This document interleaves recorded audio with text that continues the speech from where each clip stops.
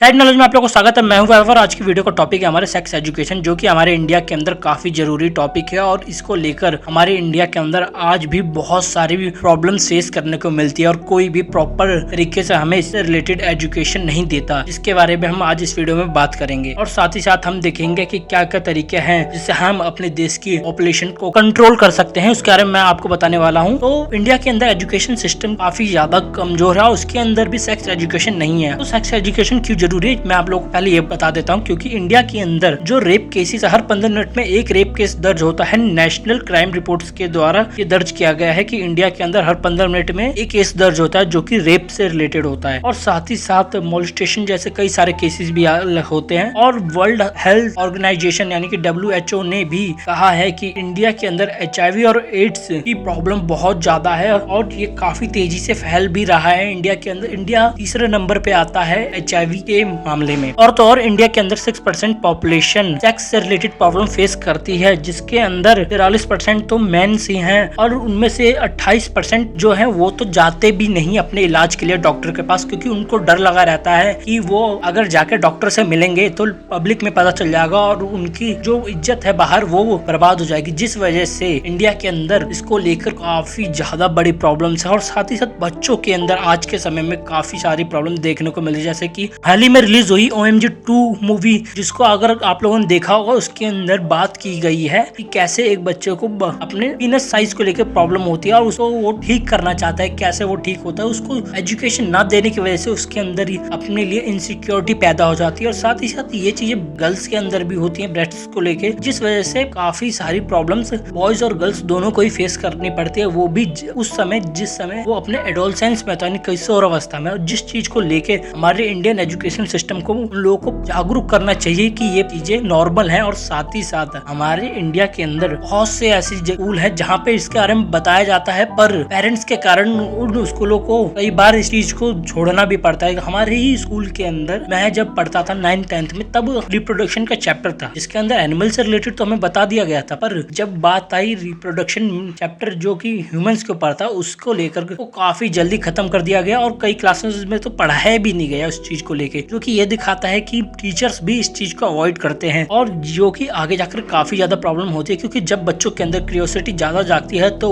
आज के समय में हर किसी के पास इंटरनेट है, वो इंटरनेट पे जाता है जहाँ पर वो आराम से अपनी प्रॉब्लम्स को सर्च कर सकता है, जिसकी वजह से वो कई बार गलत प्रॉब्लम से भी फंस जाता है और कई बार उनको इनसिक्योरिटीज फील होने लग जाती हैं, जिस वजह से आज के समय में बच्चे काफी ज्यादा डिप्रेशन का शिकार भी हो रहे हैं इस वजह से, क्योंकि हमारे एजुकेशन सिस्टम की ही काफी बड़ी नाकामी भी है। और साथ ही साथ आप लोगों को शायद ये ना मालूम हो कि पाकिस्तान जो कि हमारा नेबर कंट्री है, वो पॉर्न सर्चिंग के मामले में नंबर 1 पे आता है। पर उससे भी बड़ी बात यह है कि इंडिया जो कि एजुकेशन मामले में काफी आगे निकल चुका है पाकिस्तान से, वो अब 2nd नंबर पे आता है। कोई और देश है जो कि इंडिया से पिछड़े हैं, पर वो नहीं, पर इंडिया सबसे आगे है, यानी कि दूसरे नंबर पर आता है, जो कि काफी ज्यादा बड़ी प्रॉब्लम दिखाता है। क्योंकि जब लोग ऐसे साइट्स पे जाते हैं तो उनको अपने अंदर एक उत्तेजना पैदा करने का मौका मिल जाता है और कई बार ये काफी घातक साबित होता है, जिस वजह से रेप केसेस भी बढ़ते हैं। और साथ ही साथ कई ऐसी प्रॉब्लम्स है, जैसे कई बार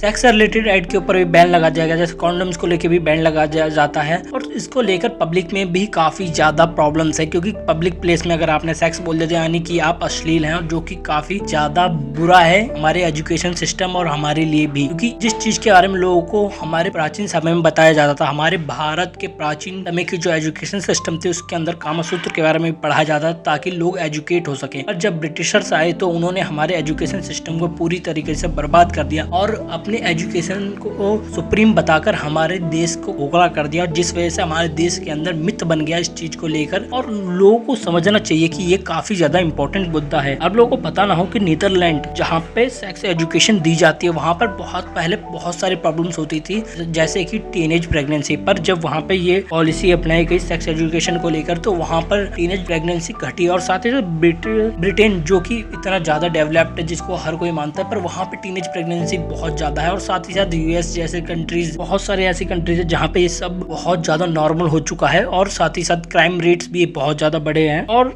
आप लोगों को साथ जानकर हैरानी होगी कि हमारा जो पड़ोसी देश बांग्लादेश है, वहाँ पर इस चीज को लेकर एक मुहिम चलाई गई है जहाँ पे गर्ल्स को एजुकेट किया जा रहा है जेंडर इक्वालिटी को लेकर और गुड टच बैड टच के बारे में लेकर बताया जाता है। पर इंडिया के अंदर गुड टच क्या होता है, है, बैड टच क्या होता है ये भी नहीं बताया जाता, जिस वजह से इंडिया को इस मामले में अपने आप को बदलना पड़ेगा। अपने एजुकेशन सिस्टम को और भी बेटर करने के लिए हमें इसको अपने एजुकेशन सिस्टम में वापस लाना पड़ेगा, जैसे हमारे प्राचीन समय में गुरुकुल्स के अंदर पढ़ाया जाता था। आप लोगों को शायद मेरी बात बेकार भी लगे, पर आप लोगों को अगर जानना है तो हमारे देश में कई सारे ऐसे टेम्पल्स भी हैं जो कि सेक्स से रिलेटेड कई सारी आकृतियां उन पे बनी हुई हैं, जो कि आप जाके देख सकते हो, जिनमें से मध्य प्रदेश, ओडिशा, कर्नाटक, राजस्थान, गुजरात, इन जगहों पे कई ऐसे टेम्पल्स मिल जाएंगे आपको देखने को। चाहे तो आप इंटरनेट पे भी जाके सर्च कर सकते हैं और आप वहां पर भी जाकर देख सकते हैं, जहाँ पे लोगों को एजुकेट करने के लिए ही वो बनाया गया था। और ये चीज काफी नॉर्मल है, क्योंकि अगर आप एजुकेट नहीं है इससे तो आपका जो रिलेशनशिप है वो भी इफेक्ट करता है, और साथ ही साथ इससे कई सारी प्रॉब्लम्स होती है, अनचाही प्रेगनेंसी, एड्स, HIV, ऐसी प्रॉब्लम्स होती है। साथ ही साथ मस्टरबेशन को लेकर लोगों को एक गलत फहमी होती है कि जिसको करने से लोगों को काफी ज्यादा दिक्कत हो सकती है, आगे जाकर वो बच्चे पैदा नहीं कर सकते, ऐसी कई सारी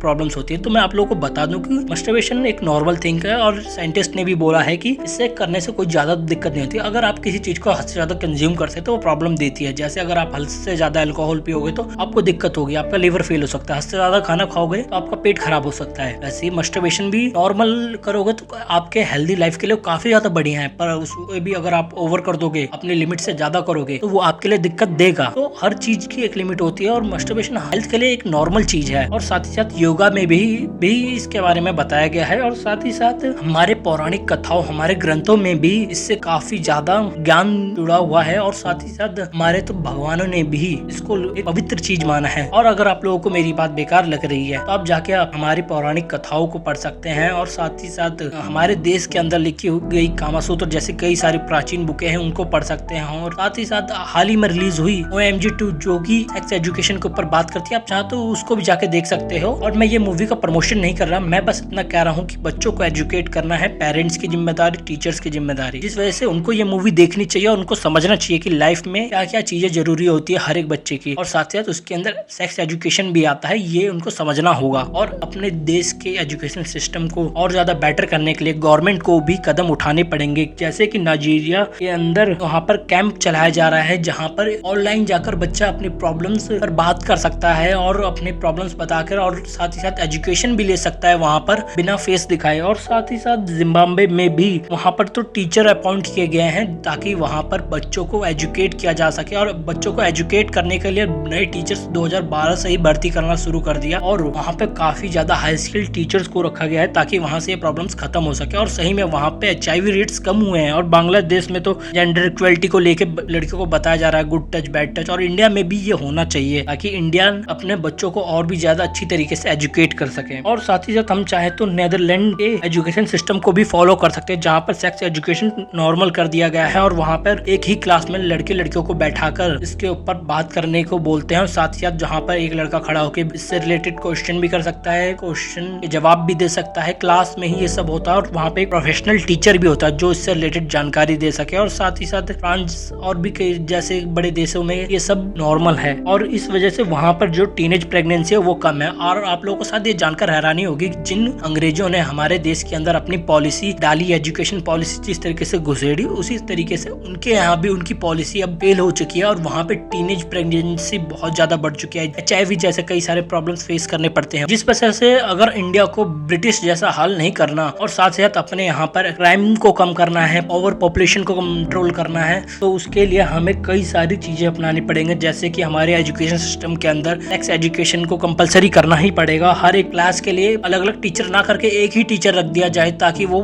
बस बच्चों की प्रॉब्लम्स को सुन के उनको सॉल्व कर सके, और साथ ही साथ टाइम टाइम पे बच्चों की एक एक्स्ट्रा क्लास ले सके जहाँ पे वो एजुकेट कर सके। और भी कई तरीके हैं, जैसे कि नसबंदी को लेकर कई लोगों के दिमाग में मिथ रहता है कि बॉयज के प्राइवेट पार्ट को कट कर दिया जाएगा, पर ये गलत चीज है, ऐसा कुछ नहीं होता। और साथ ही साथ नसबंदी की वजह से औरतों के ऊपर ज्यादा प्रेशर आ जाता है, क्योंकि मर्द सोचते हैं कि उनकी मर्दानगी खत्म हो जाएगी, जिस वजह से औरतों के ऊपर ही जिम्मा थोप दिया जाता है इंडिया के अंदर, जिस वजह से इसको भी लोगों को अपनाना होगा। और साथ ही साथ पेरेंट्स और टीचर्स की भी जिम्मेदारी है अपने बच्चों को एजुकेट करें, और साथ ही साथ इसके लिए कई सारी बुक्स भी आती हैं जो कि बच्चों को एजुकेशन में हेल्प करती हैं। और हमारी गवर्नमेंट को भी इसको लेकर काफी ज्यादा सीरियस होना होगा। उन्हें फिर से जैसे बेटी बचाओ बेटी पढ़ाओ आंदोलन चलाया था जो, और वैसे ही उनको अब पॉपुलेशन को कंट्रोल करने के लिए और भी ज्यादा मुहिम चलानी होंगी अलग अलग तरीके से, जैसे कॉन्डम यूज करना और भी कई सारे मतलब प्रोटेक्शन यूज करना बताना बताना होगा, साथ ही साथ क्या क्या फायदे होते हैं हेल्दी रिलेशनशिप के लिए, ये सब बताने पड़ेंगे ताकि हमारा देश आगे बढ़ सके और हमारा हाल ब्रिटिशर्स की तरह ना हो जिनका देश आज के समय में ऐसी प्रॉब्लम्स को फेस कर रहा है। तो मेरा यही कहना है कि इस वीडियो को अगर आप लोग ज्यादा से ज्यादा सोशल मीडिया पे अपलोड करें और इस वीडियो को ज्यादा से ज्यादा पेरेंट्स देखें और उसको शेयर करें, अपने बच्चों के साथ देखें, तो ये ज्यादा बढ़िया रहेगा। और जितने भी मेरे व्यूवर्स हैं अगर वो लोग इसको देख रहे हैं तो वो सोशल मीडिया या सोशल इन्फ्लुएंसर के पास सेंड करें ताकि वो और भी आगे जाकर लोगों को